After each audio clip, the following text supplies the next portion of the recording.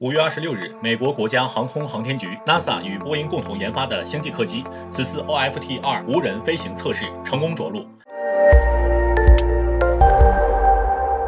波音商业载人项目经理马克纳皮表示，下一次任务 PCM-1将载4人在轨飞行6个月。有细心的朋友们发现，波音这艘飞船怎么有一种我国新一代飞船的错觉？波音的这艘载人飞船在外形上与我国新一代载人飞船十分相似。以美国太空探索技术公司载人龙飞船为例，它的返回舱之所以设计成盾头圆锥体，主要原因之一是需要回收复用。我国新一代载人飞船也是可以重复使用的，采用倒锥形外形，可以让飞船更平稳地落地。它们的外形大同小异，都是源于设计目的和需求。其次，波音星际客机这次没有采用美国常用的水上着陆，而是选择了我国更常用的陆地着陆，落在新墨西哥州白沙靶场。从直播画面里看，与我国的东风着陆场也有些相似。因为陆地着陆需要选择人烟、草地、耕地少又没有大规模经济建设计划的地方，东风着陆场只需要一支搜救力量就可以执行发射、返回等各个环节的搜救任务。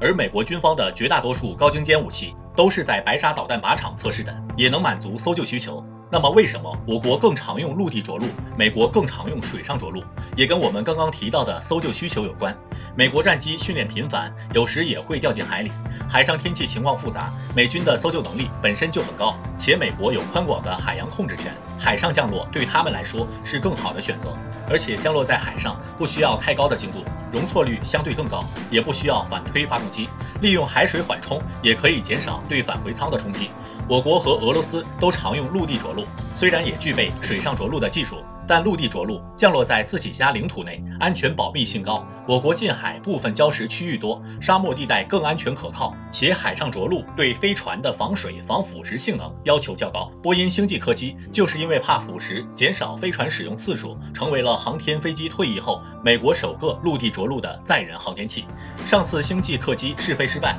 美国国家航空航天局透露，是因为软件可能导致服务舱撞击成员舱，航天器发射2天后返回。工程师在返航前几小时将软件补丁开发完成并安装上去。据波音公司消息，星际客机这次测试实现了所有任务目标，带回了游戏《坎巴拉太空计划》里的太空人杰贝戴尔·科曼和600磅货物。对于航天器此次发射后不久，飞船尾部12个后向轨道机动和姿态控制推进器中的2个失效的问题，波音方面和美国国家航空航天局方面的负责人说，这是冗余设计，没啥大问题。